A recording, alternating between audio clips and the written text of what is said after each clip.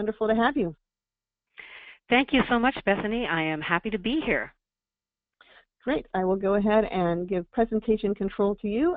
Everyone from NAGC, let's welcome Laverne and hear what she has to say. Thanks so much. Talk to you in a minute. Thanks, Bethany, and I appreciate all of you joining me here for Government Websites, Credible but Creative. Let me tell you a little bit about who we are and what we do. My name is Laverne McGee. I'm the Director of Communications and External Affairs for the Orange County Property Appraiser's Office in Orlando, Florida. And our website address is www.ocpafl.org. And what we do is provide important information to the public, which includes homeowners, developers, other government agencies, businesses, investors, property managers, real estate professionals, and we provide lots and lots of information because we're responsible for identifying, locating, and fairly valuing all property, both real and personal, within the county for tax purposes. And are you sleeping yet? Because that's a lot of information, and that's kind of what happens. People say, what is the Orange County Property Appraiser? And for some of you who are in different parts of the country, appraisers are also called assessors, so oftentimes people are confused with what our office does. So the hard truth is, government websites can provide all sorts of useful and important information, but they're often not thought of as creative. And in fact, not to diss anybody, but the prize for the worst website goes to my Florida porthole, which is in Florida. And I'm not knocking our competitor. This came from Design Shack. They're actually not competitors. They're one of the state websites here in Florida. And it's kind of sad for us to see things like that when we see websites, government websites, that kind of get the thumbs down from places like designshack.net. As you know, in this digital age, the average user wants more than just useful information. They want user-friendly information. They want quality, accuracy. They want it to be unique and creative. So we had a lot of challenges. Our first challenge was making traditional content exciting, engaging, user-friendly. How do you do that when there's so many things competing for you out there? Also, we had to remember that we had not just millennials using our website, but we had people who traditionally would walk into our office and ask us for information or call us on the phone, and now we're trying to shift towards getting most people to contact us via the website or online. So definitely a challenge to us. Second challenge, branding. About 75% of internet users make judgments about a company's credibility based on the website design. Now, our challenge involved our brand. We looked very outdated, and we also looked very similar to other Orange County government agencies. So what was happening is people would confuse us. So take a look at your screen here. You can see 5 logos. So the first one is the tax collector. Then the comptroller. We're in the middle here, our logo, our old logo, the property appraiser. And then next to it is our supervisor of elections and our Orange County mayor. And of course, we're in Florida, so everybody loves the orange as our symbol. But as you can see, if you are a taxpayer or a property owner and you're trying to quickly identify what an office is or who they are, you could easily get confused. So branding was a challenge for us. And then our final challenge was to identify areas to improve our user experience. I think that's all of our challenges.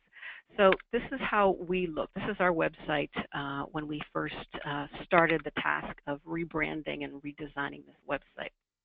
So you can take a look at it. You can see it's very traditional in terms of the layout, the way it's set up. You can see there's lots and lots of information here. So if you're somebody who doesn't use this on a regular basis, you could come to this and perhaps be a little bit confused or intimidated by it because it's just kind of information overload. Now, we wanted to redesign. We wanted to do something new and fantastic, but we also knew we had limitations. We didn't have a big budget. We're a government office, so obviously we can't justify going outside and getting a huge company to design this, amazing, bells and whistles website. We wanted to do a good job, but we had to keep in mind that we had to keep our costs down. We decided to use in-house talent, and nowadays there's so many people in our offices, I'm sure you may have the same experience, that they dabble in it and may not do it as a regular part of their job, but they may be able to contribute different talents. And so that's what we did. We've got a great IT department here, and we decided to use some of those talented professionals to do this in-house and also use our existing framework. So I'm going to stop here and ask if there's any questions so far about who we are, what we do, and kind of what the process is for us. No, I have no questions, but I do like your meme there. So good job, and keep going. Trying to keep it interesting. Good. Thanks. Just go ahead. All right, so how did we start the process? Research. We're all communicators here, so we all know that's where it all starts. Research, research, research. Then what we did was we took apart our own website. We looked at it. We compiled a list of what we thought worked well, what we could improve.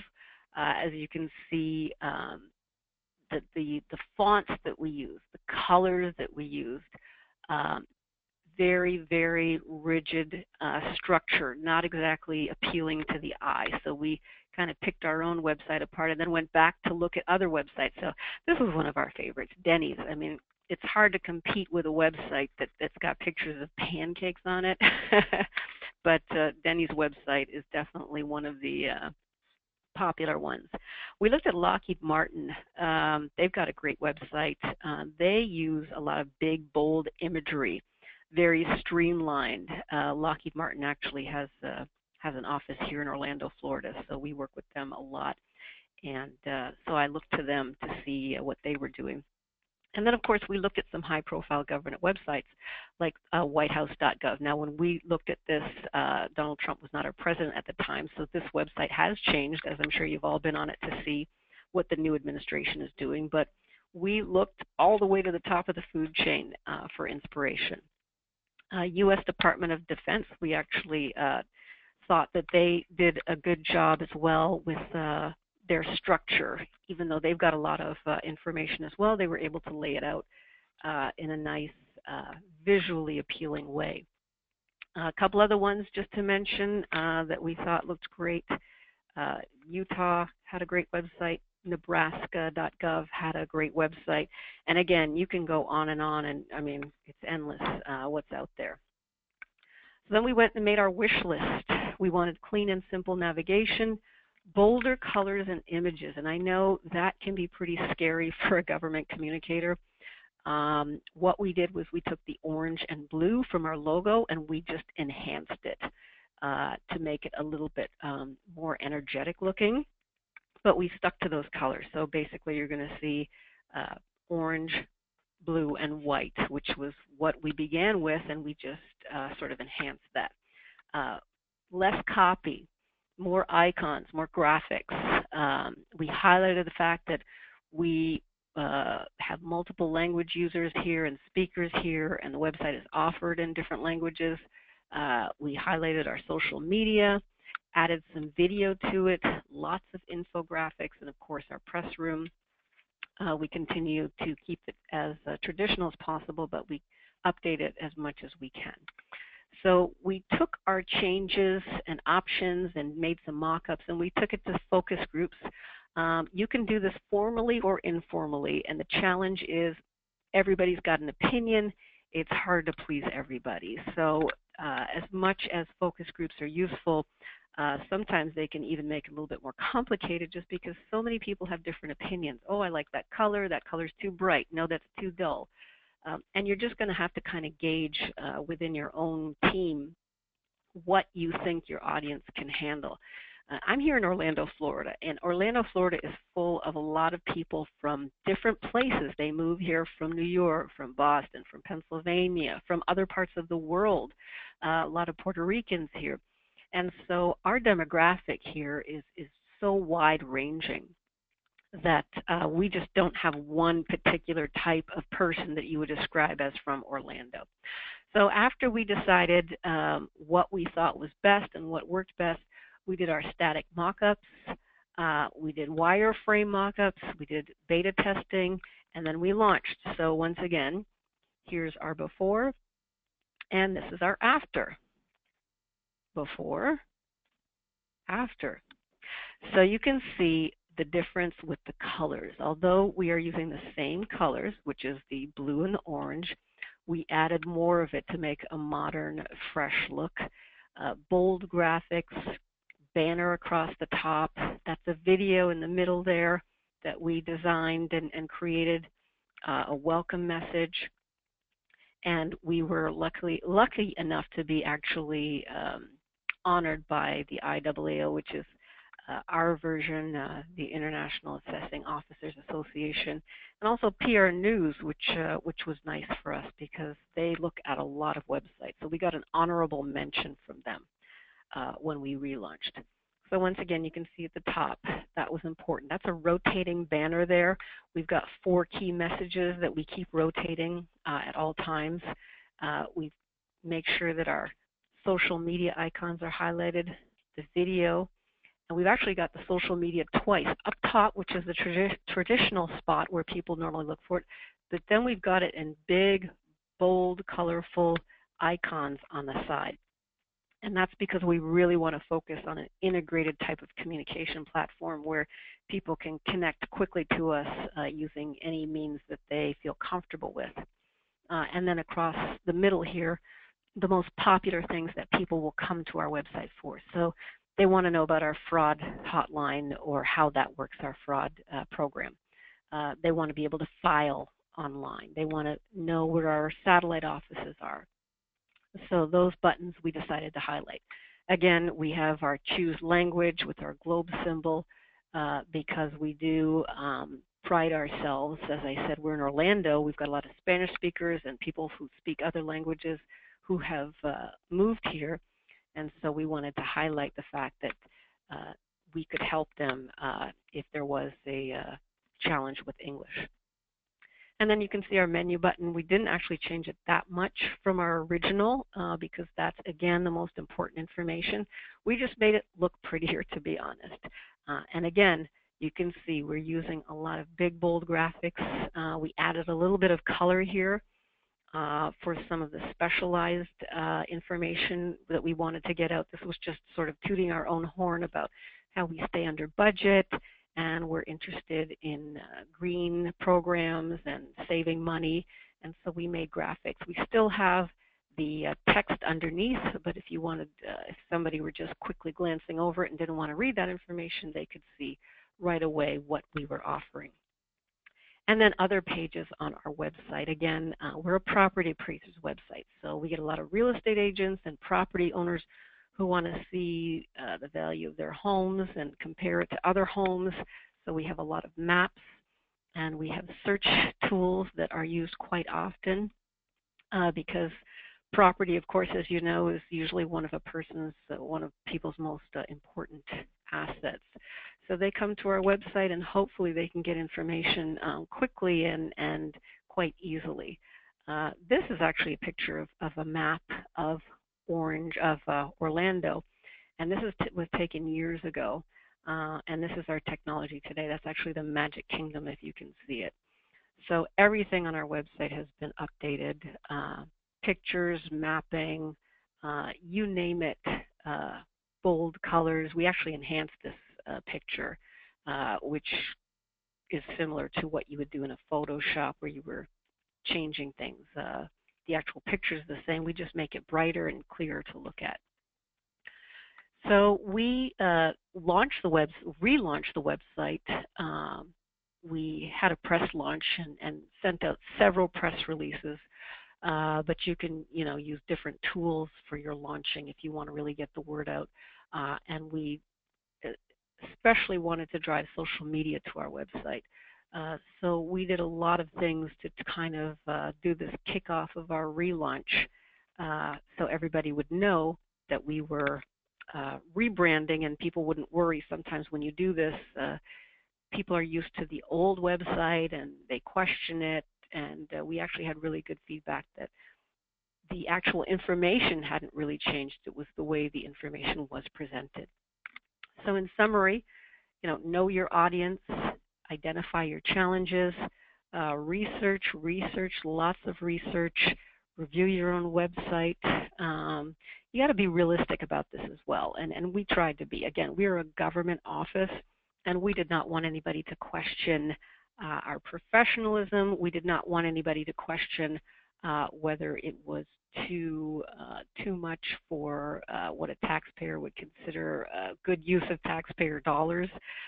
We did not want to be too over the top, and so we used some elements from interesting places, like I said, like the Benny's website for inspiration, more for the color aspect of it. But you can see that it's still quite precise, professional, clean looking. And again, that depends on the market you're in. Orlando's going to be a whole lot different, I'm sure, than somewhere on the West Coast or maybe in the Midwest. Again, it really depends on who you're trying to serve. We had our wish list. We didn't get everything on our wish list, but we got most of it. Again, our focus groups were very helpful, but again, you do find people who have different opinions on things, so you had to kind of weed through that and kind of get a consensus on certain things. The technical part of it, of course, took quite some time, but we were not interested in working against a clock. So we did not have a hard and fast goal of we must launch this by a certain time. We decided that we would work through this process until we really felt that we were comfortable with it. And then it was time to launch, and we feel confident that we went through the process the best we could and had the best feedback. And like I said, at this point in time, people are now used to it. It's been up for quite some time, and people have really been wonderful to us, telling us that they felt that it was helpful and they identify with it, they got great information, and they also like the way that the features are on it, that it makes it very easy to use.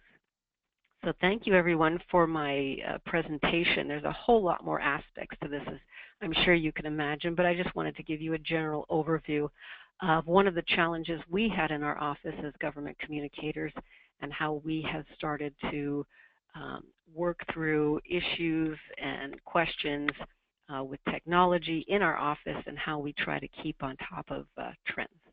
So do we have any questions? Hey, Laverne, this is Bethany. Thanks so much. Yeah, we do have a couple of questions here. One is from Jasmine Dancy. She asks if you have a graphic artist on staff, or did you look for professional design advice from outside, for example, for your branding and your colors and your font, etc.? We actually have a graphic artist on staff, and he actually is in our IT department, and that's not his primary job. But again, that was the, we were lucky we had somebody on our staff who was trained in that, and he did it. He helps out in various departments with the graphics, but that's not his primary role. He does programming, but he was willing to take on this challenge, and he's actually quite conservative, so it was quite. We had some quite interesting conversations because we were using different colors and doing things that were really outside the box, and he jumped on board and did a lot of different designs for us. I mean, we went through probably at least 10 different, completely different designs that he came up with, and we ended up using this layout and this branding, this look. Great. She also asks how many people you have who are working on regularly updating your website. We have 3 people, and they work on the back-end programming end of it. There's only one person who works on the design, and that's the original person, the graphic designer who did the redesign of it. But it's not a huge team here, actually, in our office. This is one of the smaller government offices. Our total staff here is maybe 140 people, in our IT department probably has less than 8 or 9 people in it. Great, thanks. So, and Tricia Knox is curious about the software you used to develop the site. She's wondering, was it contracted out, or did you develop it in-house? Did you use something that was off the shelf? We used a combination. Now, our office, what we do is, as you saw, was assessing property. So our website keeps track of the valuation here. And so we have an extensive program. We have extensive programs in-house, but there was nothing that was bought that had a lot of bells and whistles on it that we weren't. What we tried to do was work with things that we were already using and supplement it rather than starting brand new. So I would say find out in-house from your team, your IT team, what they're using and what the capabilities are, and if there's anything extra that you can get added to it if it seems a little bit basic or something that you couldn't use, and then start from there. Sure. And in fact, we just did a redesign where a place that I'm working, and we worked within the template, which was extremely freakishly, as a matter of fact, limited. However, we were able to do a lot of improvements within the template, and there's only one element that we added. We didn't write any code. We just worked within what the template had to do, and with some images and a little bit of change of fonts, etc., and content, we were able to do a pretty significant redesign that I think improved the site considerably, and that was just using the in-house platform that we had available to us. Amy Spezio asks how long the entire project took from concept to launch, and I'd also ask if you could comment on budget. You said this was all in-house resources.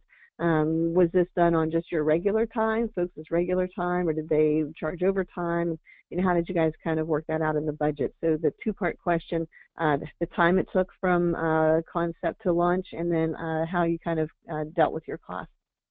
That's a great question, and to be honest, that was our biggest challenge. We were not able to use overtime for this because, again, we were on the taxpayers' time and dollars, so we did not want to put an extra burden on costs when it came to salary and payroll.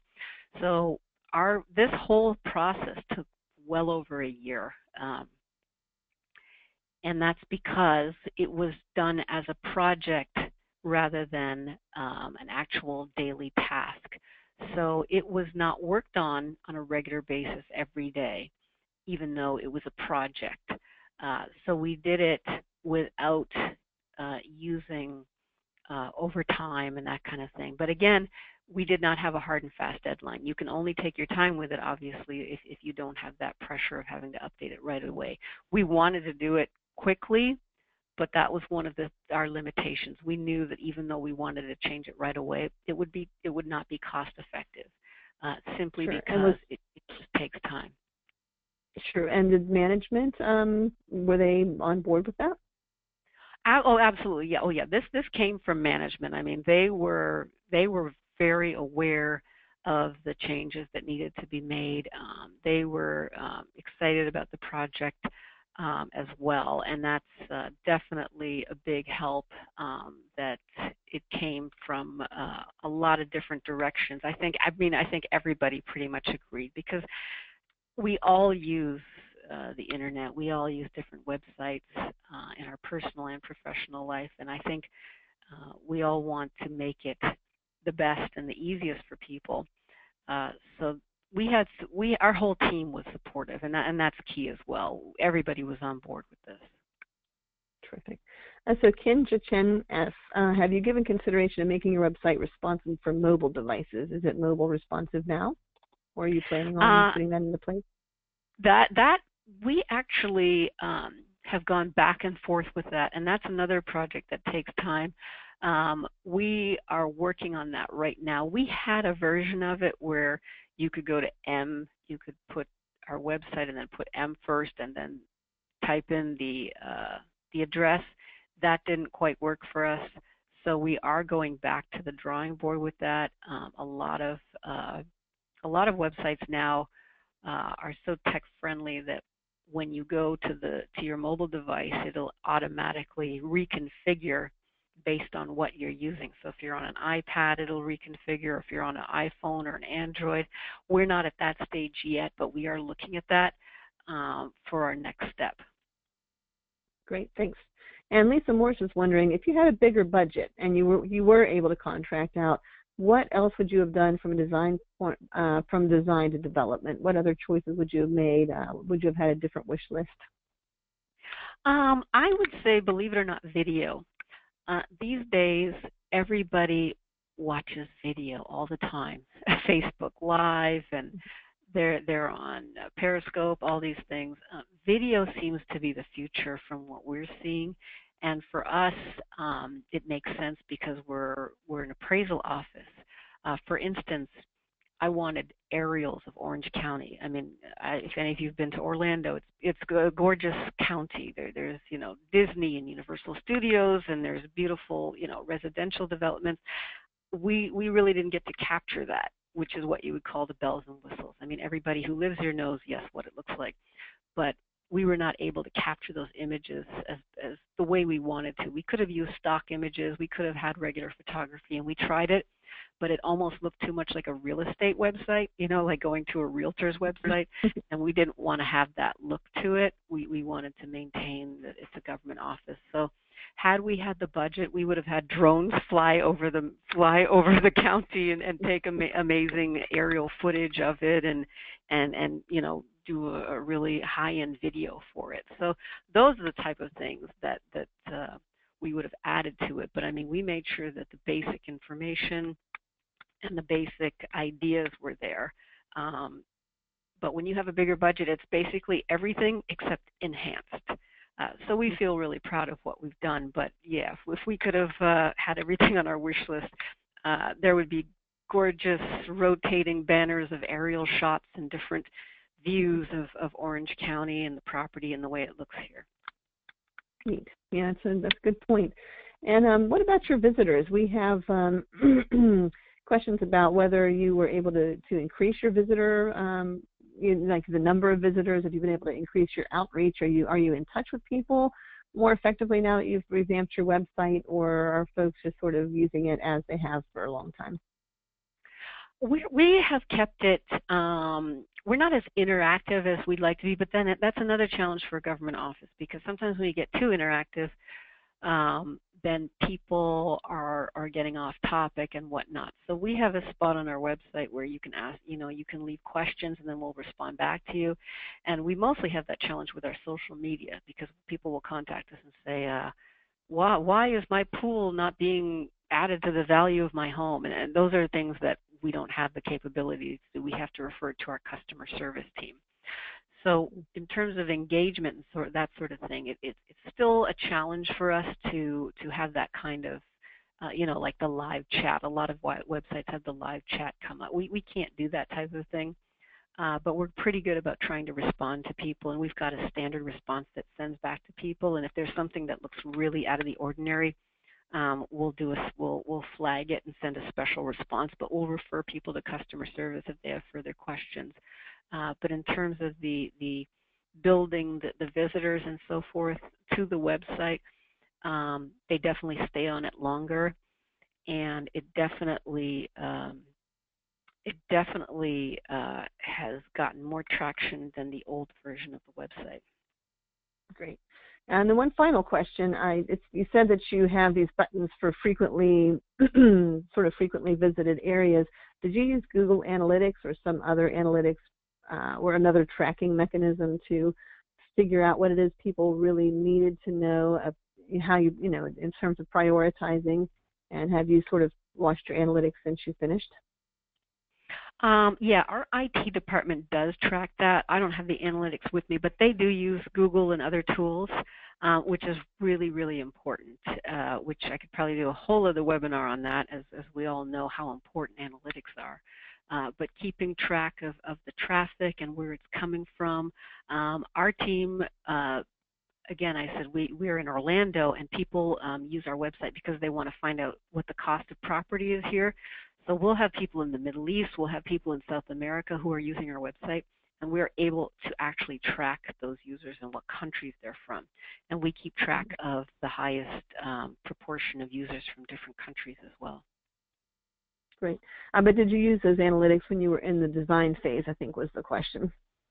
In the design stage, not so much. We really didn't keep exact track of it, just because we did it over such a long period of time. I mean, to do a website over a year, I mean, let's be honest, that's a long period of time. You can do a website very quickly these days.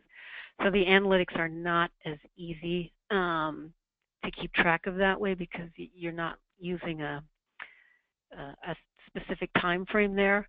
I mean, we kept general track of it, but it was just too long a period of time to devote that much time to analytics during the process. Yeah, I think it was more a question of when you were in the design phase, did you look at your past analytics to figure out how you needed to set up the new website? Oh yeah, absolutely, yeah, and that came in. That was in the very initial stages where we reviewed everything, how it was being looked at, what was being looked at, what was being visited, what wasn't. So that was definitely part of the very beginning of the process. Yes. Right. Okay. Good. That's what I figured. And I would like to comment to folks that this website is available in 50 languages. 50 languages it can be viewed in. And what platform do you use for that? I don't have the name of it. I'll have to email you that because our IT team handles that. Our IT keeps track of that and handles that. That's an impressive number, and so many of us are facing, are dealing with audiences from many different countries or originating from many different countries, and the language translation is becoming more and more important. Yeah, and believe it or not, I mean, technology is so amazing these days. I mean, you can do it through Google Translate and program it through your website that way. So there's different platforms out there for you. Sure, thanks. Well, everybody, thanks so much. That was a great conversation, and you had terrific questions. If anybody has additional questions, you go ahead and get in touch with me at NAGC, or you can contact Laverne at her email address, which she was showing up on the screen a few minutes ago. And we just want to thank you so much for joining us. So don't forget, if you have a Communicator of the Year nominee that you'd like to put into the hat, you can do that up to March 3rd. Our next presentation is March 15th at the 1 o'clock Eastern Time, and we'll be talking about earning your accreditation in public relations from PRSA with your NAGC membership. Thank you so much, everybody. I'm going to sign off. Thank you, Laverne, so much for joining us. We really enjoyed having you. Thank you.